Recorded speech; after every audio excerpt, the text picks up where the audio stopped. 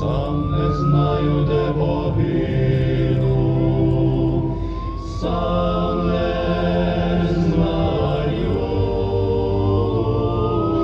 де погину. Гей, погину я в чужім краю, погину я в чужім краю.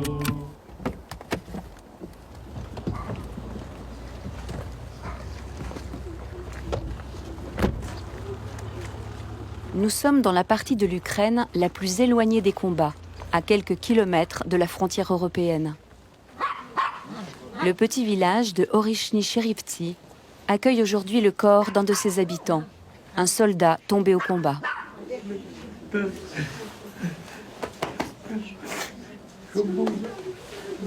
Son commandant l'a ramené de l'enfer du Donbass.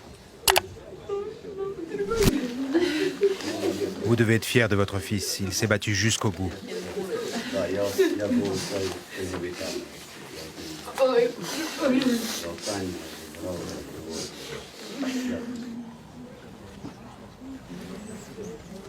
Combien de camarades avez-vous perdu? Je ne peux pas répondre à cette question. C'est difficile pour moi de me souvenir, j'ai perdu le compte. Beaucoup de personnes avec qui j'ai combattu ne sont plus là. Depuis les premiers jours de l'invasion à grande échelle, malheureusement, beaucoup ne sont plus là. Tout d'abord, nous nous sommes fait une promesse. Quel que soit le prix à payer, nous devons récupérer le corps d'un camarade. Quoi qu'il en coûte, aussi terrible que cela puisse paraître, même si ce n'est qu'une partie du corps, afin que les proches aient quelque chose à enterrer. Car ce n'est pas toujours possible et il y a de nombreux cas où je n'arrive pas à en parler.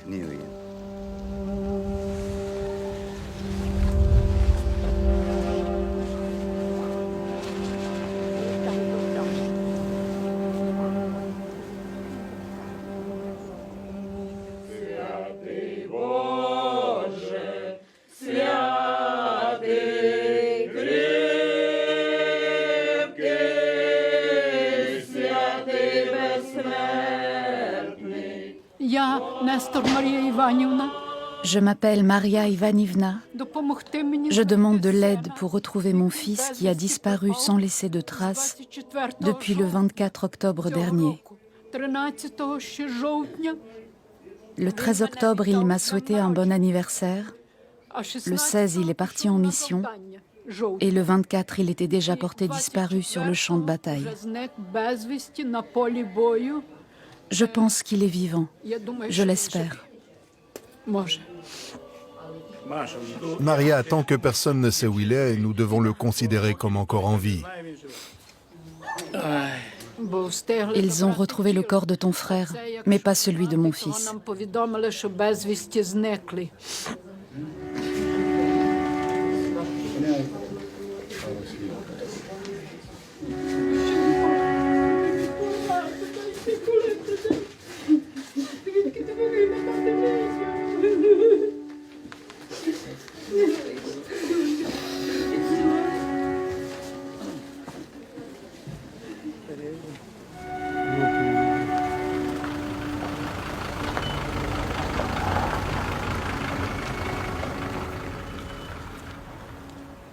Aucune famille n'est épargnée.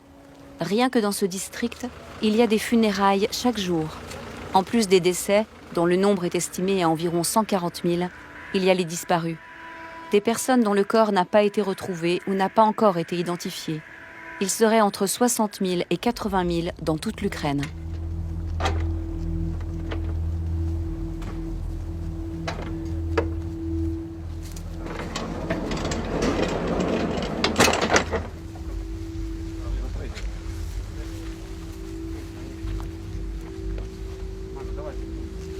La presse a eu accès au lieu où sont rassemblés les corps des soldats ukrainiens. Une occasion rare dans une guerre où les informations sur les morts sont tenues secrètes.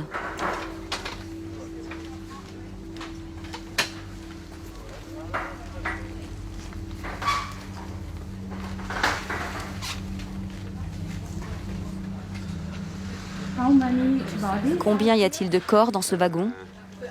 Rien que dans ce wagon, comment dit-on en anglais? 100. Rien qu'ici, à Odessa, l'un des centres les plus importants du pays, on dénombre 1700 corps. Ils sont si nombreux qu'il a fallu équiper des wagons d'un système de refroidissement, faute d'autres endroits où les entreposer.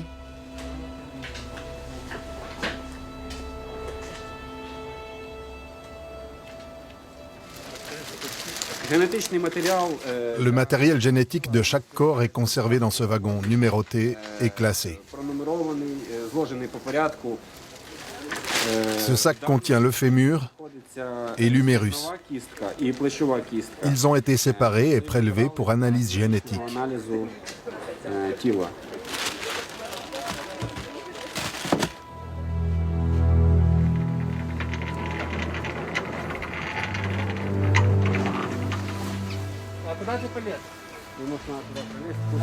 Ce sont des hommes et des femmes encore sans nom, dans l'attente d'identification. Ils ne sont pour l'instant identifiés que par un code inscrit au marqueur sur le sac et par la date de leur arrivée ici.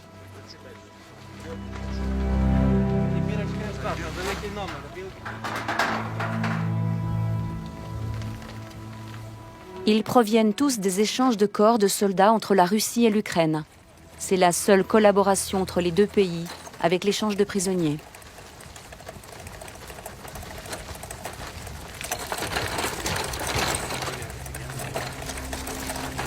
Ces corps ont été récupérés par les Russes sur les champs de bataille et les territoires conquis lors de leur avancée, échangés dans des lieux tenus secrets sous la supervision de la Croix-Rouge et envoyés par l'eau, sans aucune indication d'identité et dans un état de dégradation extrême.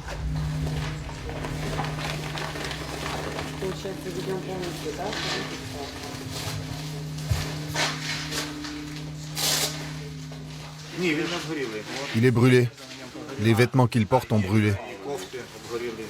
Oui, les bords de la veste sont brûlés.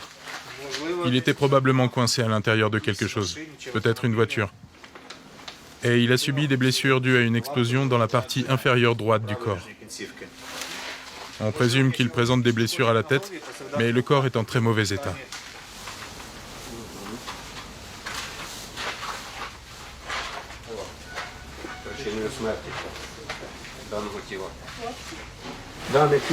Le corps présente des modifications prononcées des tissus adipeux. Nous relevons les empreintes digitales. La clavicule et un fragment de la mâchoire ont été prélevés pour l'examen génétique. La clavicule et les os tubulaires comme le fémur sont les plus adaptés au prélèvement d'ADN.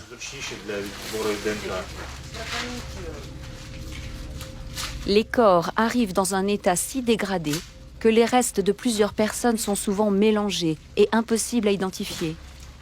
Les médecins légistes ont alors du mal à isoler du matériel biologique intact, rendant l'analyse ADN parfois impossible.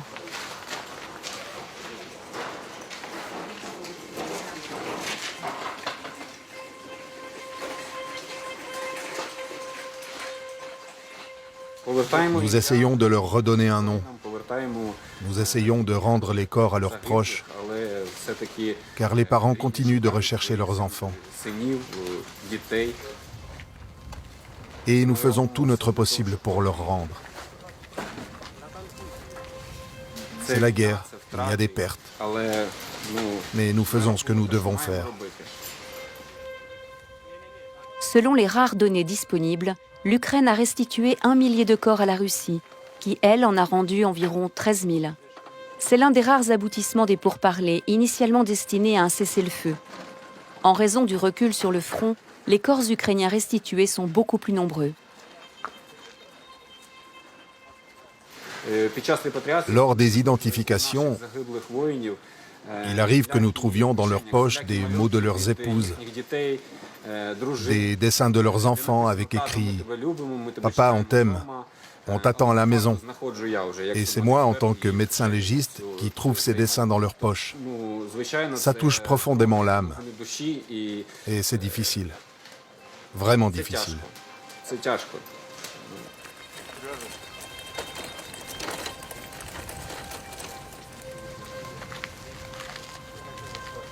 Ce processus s'étalera sur des années. À ce jour, seulement 10% de ces corps ont été identifiés, grâce à la correspondance avec l'ADN fourni par les familles dans toute l'Ukraine.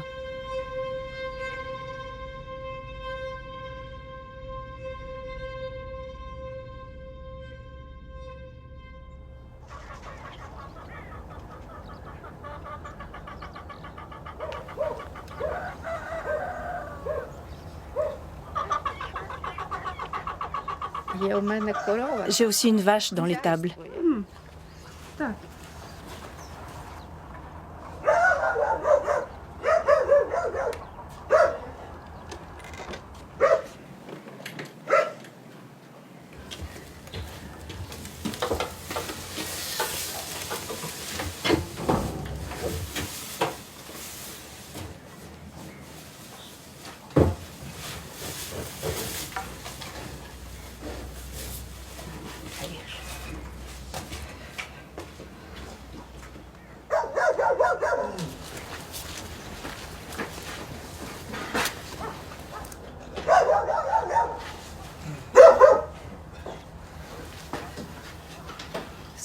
Venez, venez.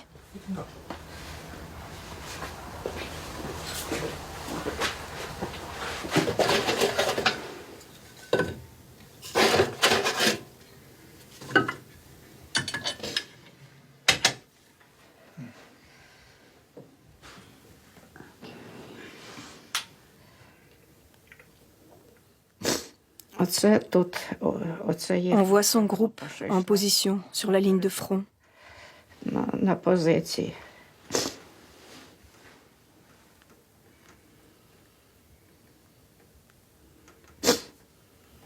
Оце мій син. C'est mon fils. За 5 днів пропало 30 хлопців. 30. En 5 jours, 30 jeunes ont disparu. 30. Il nous a parlé pour la dernière fois le 25 mars. Et le 30 mars, nous avons appris qu'il avait disparu sans laisser de traces. Voilà comment ça s'est passé.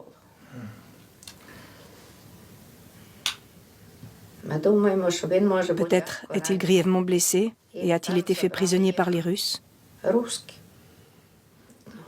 Je donnerai tout pour le retrouver.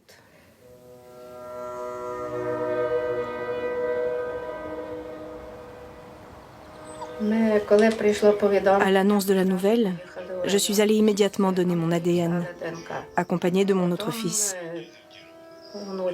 Ensuite, ma petite fille, la fille de mon fils, qui réside en Pologne, a fait de même. Depuis, elle contacte sans relâche sa brigade. Elle a également lancé un avis de recherche.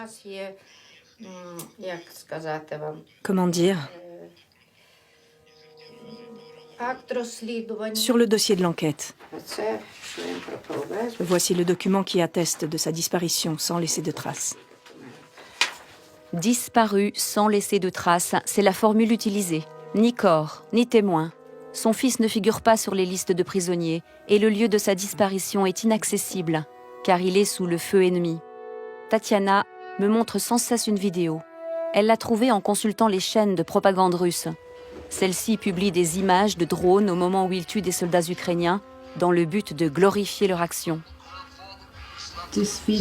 Pourquoi pensez-vous que cette vidéo a un rapport avec votre fils? À cause de l'endroit? Dites-moi s'il vous plaît, Anna demande pourquoi vous pensez que cette vidéo a un rapport avec votre fils. Y a-t-il une coïncidence? La vidéo a été tournée à Lokni, l'endroit où ils ont disparu. La vidéo coïncide avec l'heure et le jour où le dernier contact avec eux a été perdu.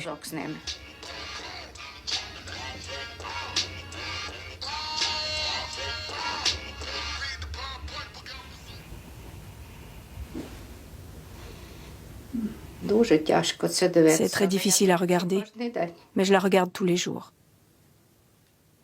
Parce que je n'ai plus rien d'autre. Rien.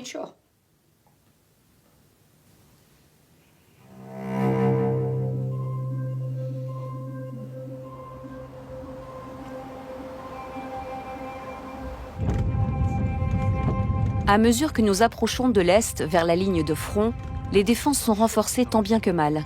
Les routes sont protégées par des filets de pêche pour piéger les drones. De nouvelles lignes de tranchées sont aménagées pour freiner les avancées ennemies.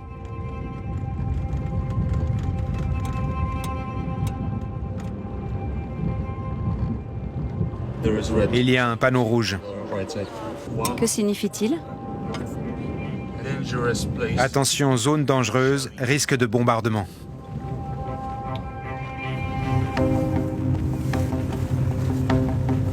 Nous sommes entrés dans la zone de la mort, cette bande de quelques kilomètres en bordure du front. Nous nous trouvons dans la dernière partie du Donbass, que l'Ukraine défend farouchement, au prix d'énormes pertes humaines, afin de contenir l'avancée russe. Nous roulons vite, mais notre progression est ralentie par la boue caractéristique de ces régions. Cette boue, célèbre pour avoir influencé des campagnes militaires à travers l'histoire, est également un acteur majeur de cette guerre de position et d'usure, où les combats se déroulent dans des conditions extrêmes. Oh my God! Oh mon Dieu! Oui. Fais attention, ont-ils besoin d'aide? Yeah. And maybe Oui, et nous aussi. we can go On out. peut sortir?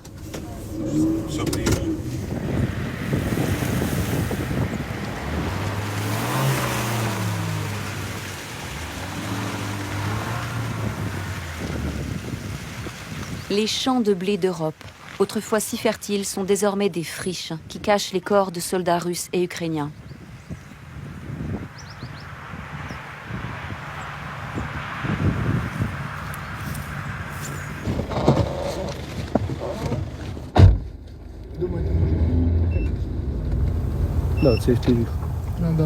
Et il y a des drones quelque part au-dessus du village. Ils nous tirent dessus sans arrêt et les drones nous poursuivent. Peu importe qui vous êtes ou ce que vous faites. En temps de guerre, il n'y a pas de règles. Il n'y a pas de cible insignifiante, pas même les civils. Il faut sortir.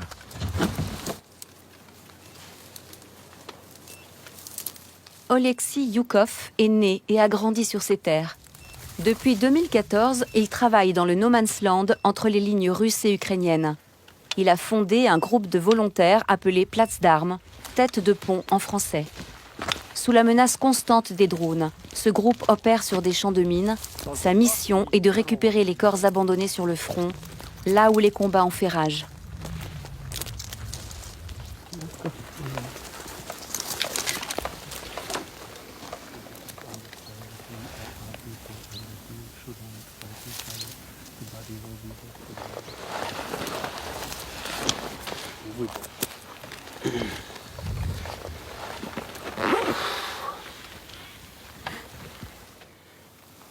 Так що залишається від людей? Voici ce qui reste des personnes. Ось ще залишилось від Il людей. ne reste que cela.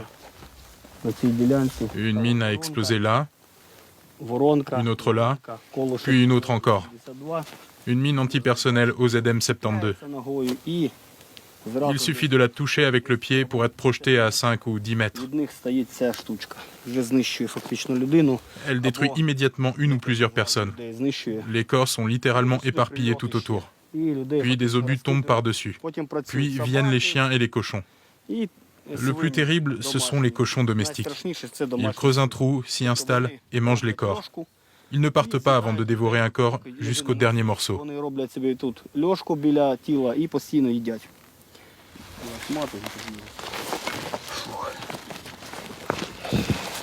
Я думаю, це не знакомо. Je connais ce bruit. Ils sont proches. Il est temps de partir. Значить, пора їхати.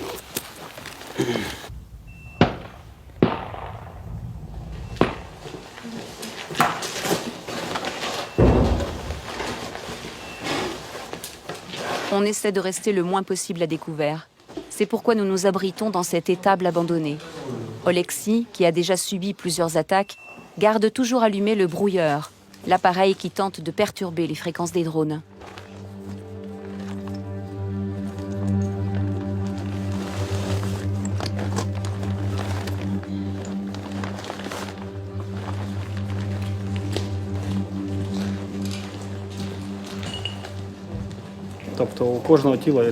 Chaque corps a une âme. Pour moi, il est très important de ramener chaque âme. Et c'est vraiment terrible. Je ressens de la douleur pour chaque âme. J'ai récupéré environ 3500 corps jusqu'à présent. Ils peuvent être ensevelis sous les décombres, écrasés, ou se trouver quelque part dans les bois et sur les champs de bataille.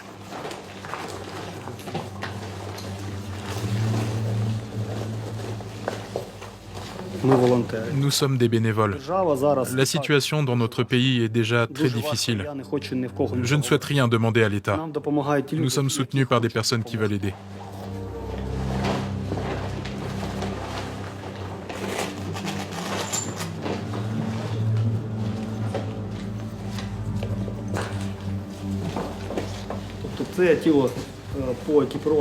D'après son équipement et son matériel, ce corps est celui d'un militaire de l'armée russe.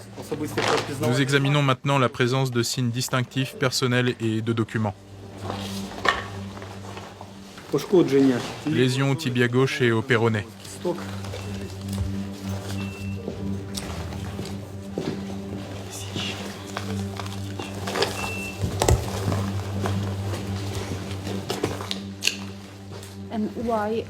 Pourquoi est-il important pour vous de récupérer les corps des soldats russes?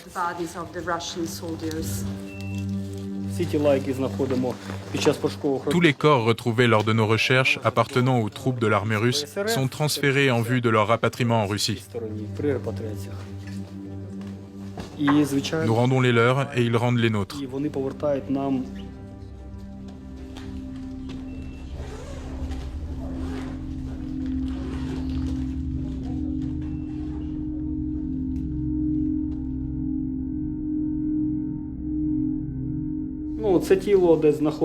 Ce corps est resté dans l'eau pendant 2 mois.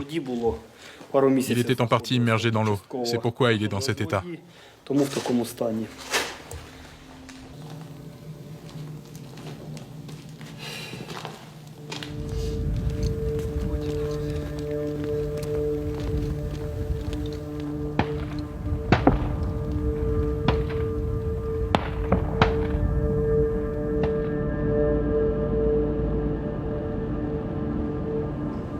Pour l'Ukraine qui manque d'hommes face à une puissance bien supérieure, il est de plus en plus difficile de remplacer les pertes humaines. Le pays a donc recours à la mobilisation forcée, avec des patrouilles de recrutement qui ratissent les rues. C'est une pratique impopulaire dans tout le pays.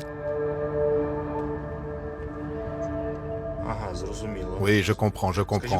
Dites-moi s'il vous plaît, si je comprends bien, vous vivez avec vos enfants. Oui. Dites-moi s'il vous plaît, où habitez-vous?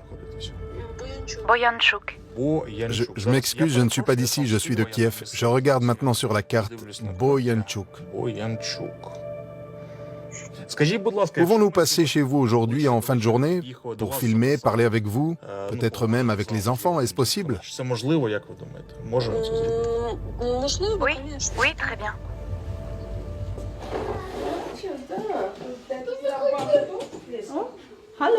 Bonjour. Entrez. Nazar, Lisa, Matvey. Quel âge ont-ils? 11, 8 et 3.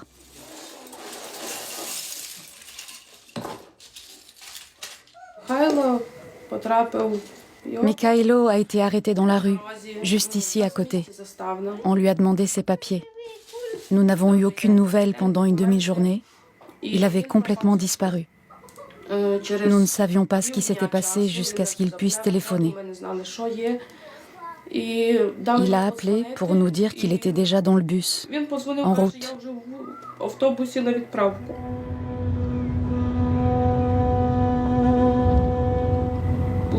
Ils l'ont envoyé dans la région de Donetsk, à Pokrovsk. Là, il a passé 1 mois dans une tranchée avec d'autres jeunes soldats. Le mari d'Ina a été envoyé dans l'enfer de Pokrovsk. Cette ville clé de l'Est de l'Ukraine est un verrou stratégique majeur du Donbass. Elle est le théâtre de combats acharnés, même au corps à corps. Ce front a coûté la vie à des dizaines de milliers de personnes, comme si elles avaient disparu dans un trou noir. C'était vraiment effrayant là-bas. Il n'y avait pas de nouvelles, pas de contact, rien. Ils demandaient.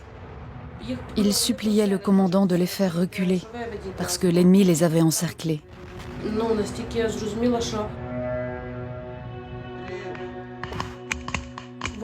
Ils les affrontaient directement.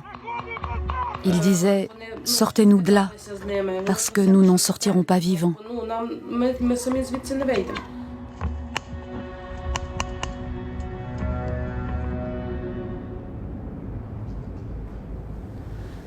Le lendemain, on m'a annoncé qu'il était porté disparu sans laisser de traces. L'enquête s'est arrêtée là.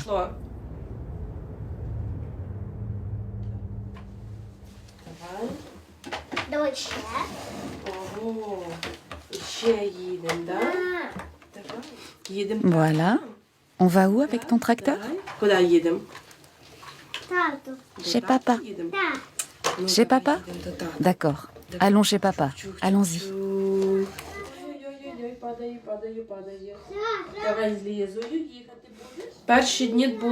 Les premiers jours, je ne mangeais pas, je ne dormais pas, je ne ressentais absolument rien.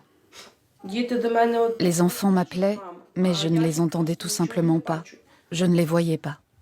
Je ne dois pas abandonner, parce que si je m'effondre, qui le cherchera encore? Personne.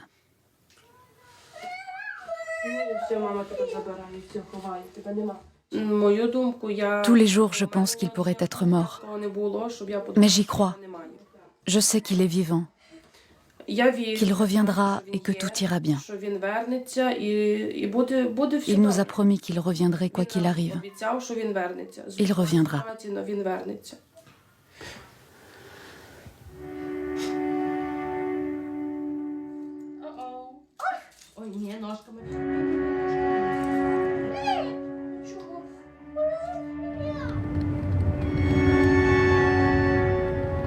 En temps de guerre, l'équation est simple. On compte généralement 3 ou 4 blessés pour chaque mort. Mais sur ce front, c'est différent. Il y a un mort pour un blessé. L'artillerie et les drones sont si présents qu'ils rendent presque tout déplacement impossible, même pour les secouristes qui doivent récupérer les morts et les blessés. Pour se déplacer plus vite quand le ciel est clair, des centaines de points d'évacuation ont été mis en place. Ils sont cachés dans la végétation, le long des 1700 km du front. Nous avons obtenu la permission de passer la nuit dans l'un de ces lieux secrets.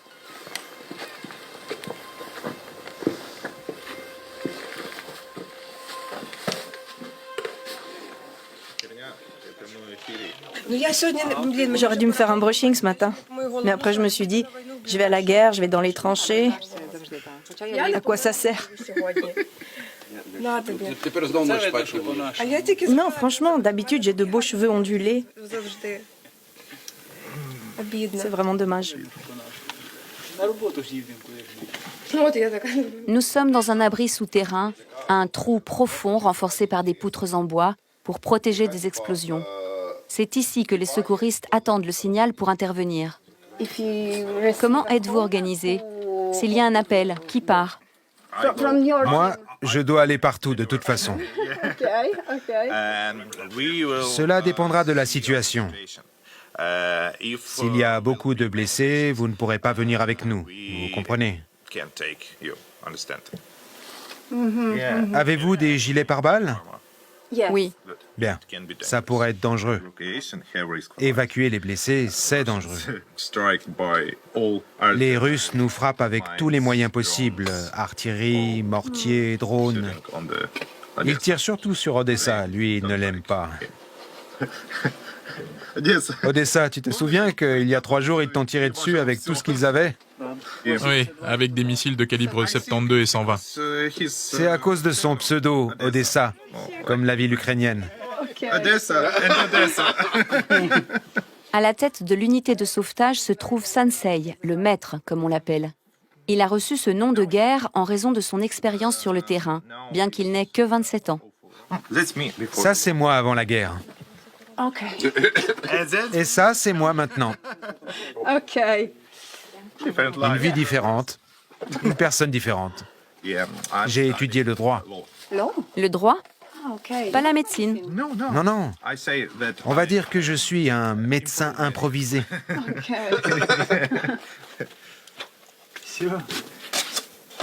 Il y a des nouvelles? Oui, on vient de recevoir des nouvelles. Ils sont allés chercher un mort.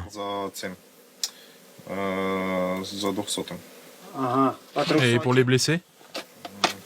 C'est encore trop tôt pour les blessés. Ils ne nous ont pas encore envoyé d'informations.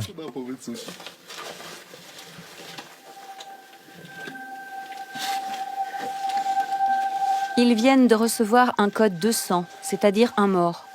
Le corps est resté sur le champ de bataille depuis 1 mois, mais c'est seulement maintenant qu'ils ont l'opportunité de le récupérer.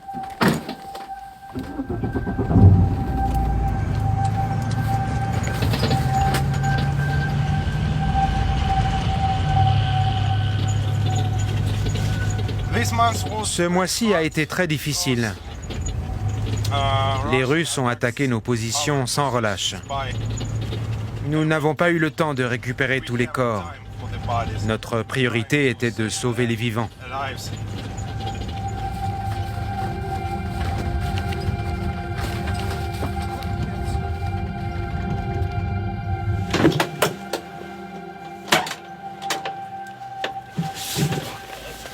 Prends-le par ici et soulève-le. 1, 2, 3.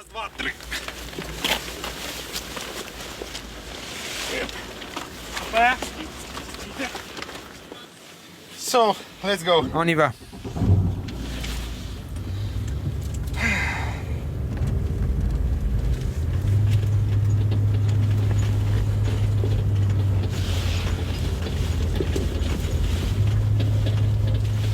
Vous le connaissiez? Oui. Quel âge avait-il? Il avait 19 ans. Encore un gamin. Et c'était un bon soldat.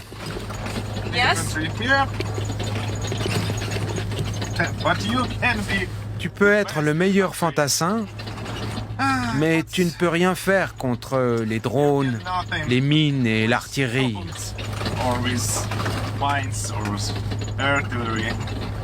C'est juste de la chance. La raison pour laquelle il était bon, c'est parce qu'il était jeune et les jeunes n'ont pas peur. Sais-tu quelque chose sur sa vie d'avant? Non. On n'en parle pas.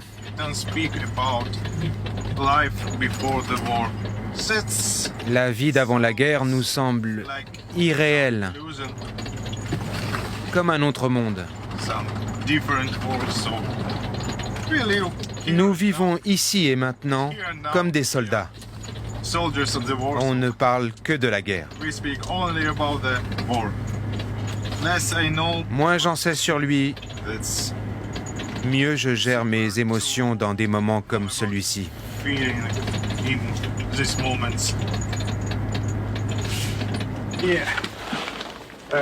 On le met ici.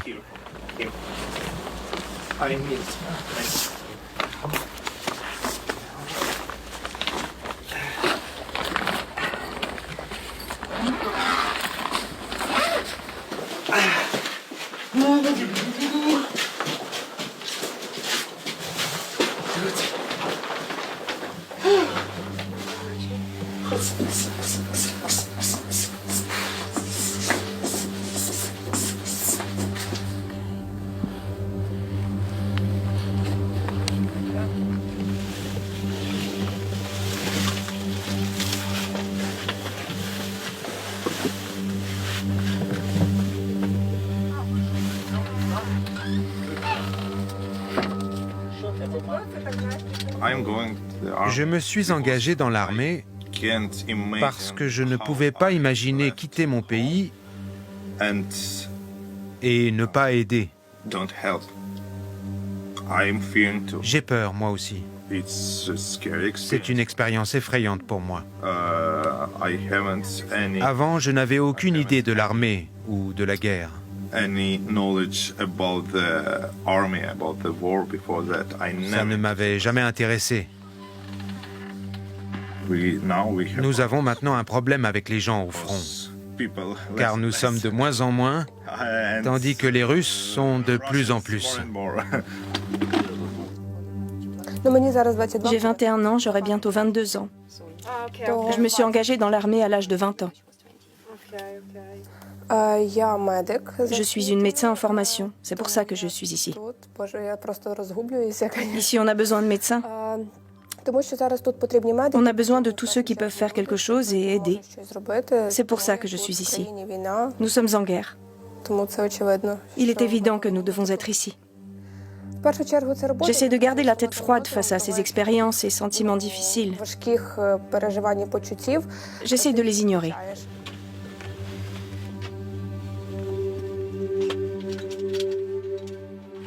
C'est quel genre de blessé? Le premier a déjà un garrot, le second a des blessures liées à une explosion. Allons sur le champ de bataille.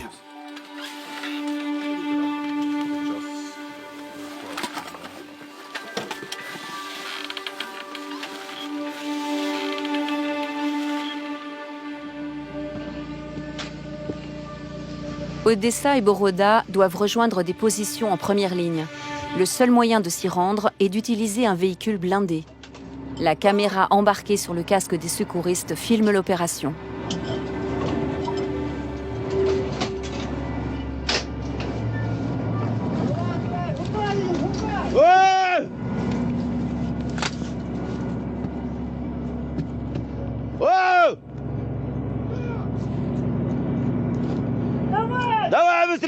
Быстрее, где вы?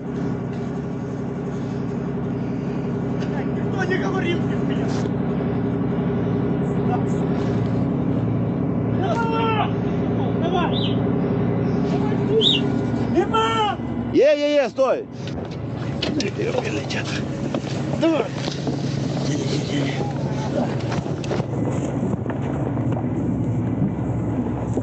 Давай, тянь! Привет! Все, плюс принял. Падай. Гоу! Попробуй потянуть его, можешь? Рассей. Что делали тебе? Я понял. Ну, телефон тебе, гвардейцы дадут, сейчас. Я тебе посмотрю. Держись, братишка, держись. Не хватало еще, чтобы здесь накрыло. Держись.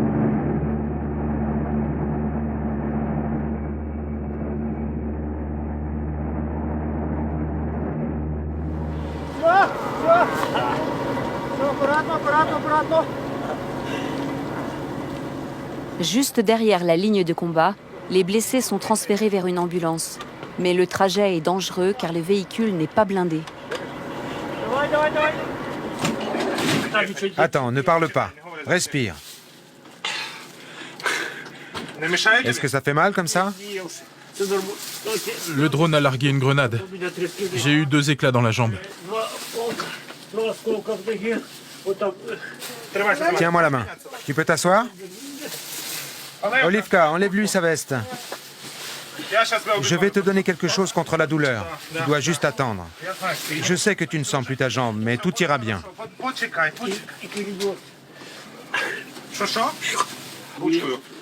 Allez, allez, allez.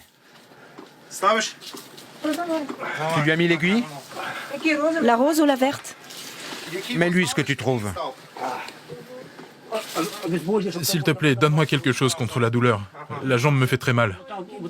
Peut-être qu'elle est fracturée, mon gars. Nous avons passé un mois à une position, puis le mois suivant à une autre, sans aucune pause. Je n'ai pas dormi depuis 24 heures. Et j'ai vraiment mal. On peut y aller, mais lentement. Je vais t'attacher les jambes pour qu'elles ne bougent pas. Je n'ai pas bu depuis des jours. Je vais te donner de l'eau. Et il y a eu beaucoup de morts de notre côté. J'étais en état de choc. Beaucoup voulaient se rendre. Mais ils ont été tués par les Russes.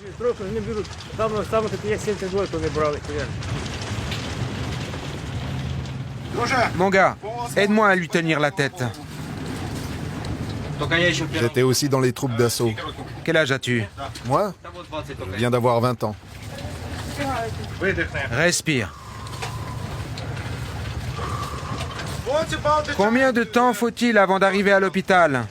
Mon gars, parle-moi. Reste avec nous. Ce soldat a un poumon perforé, une blessure mortelle si elle n'est pas traitée immédiatement. Il est resté 2 jours dans ces conditions sur le champ de bataille avant de pouvoir être secouru. Sois patient encore un instant. On arrive.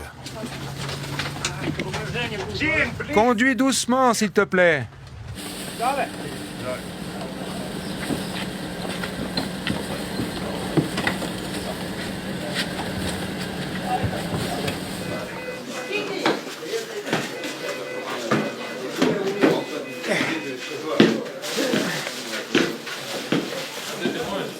Les blessés sont évacués des champs de bataille et transportés vers les points de stabilisation les plus proches. Ce sont des postes de premiers secours installés, si possible sous terre ou dans des bâtiments abandonnés. Ces structures doivent rester discrètes et doivent être déplacées au fur et à mesure que le front avance.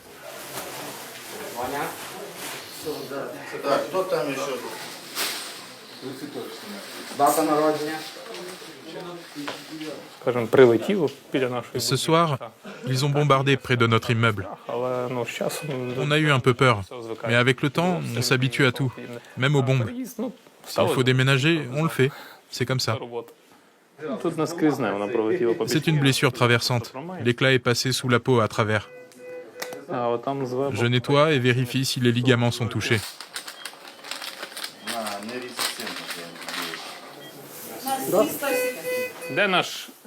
Où est notre anesthésiste, Sacha? Il y a quelque chose du côté droit. Il y a un éclat. On peut voir comment l'aimant attire l'éclat. D'abord, une petite sédation, et on l'extrait. Je vais te montrer ce que l'aimant peut faire.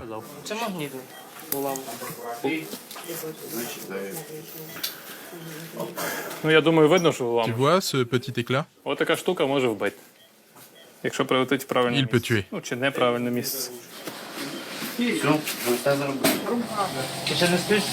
J'ai froid. Depuis combien de temps es-tu blessé? 4 jours. 4 jours.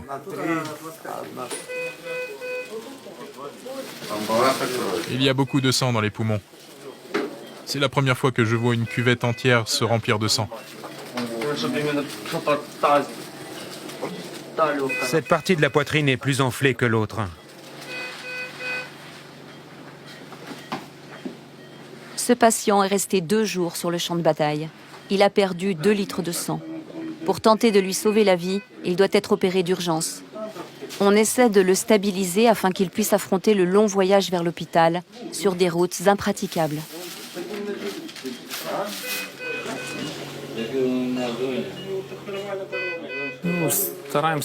Nous faisons de notre mieux pour stabiliser les patients et les évacuer le plus vite possible vers l'hôpital. Le temps est essentiel. L'état de certains blessés est si grave qu'ils arrivent déjà morts. D'autres sont encore vivants sur le champ de bataille, mais comme les évacuations ne sont pas toujours possibles ou prennent trop de temps, ils n'arrivent pas vivants jusqu'à nous. C'est pourquoi, malheureusement, dans les cas les plus graves, c'est trop tard.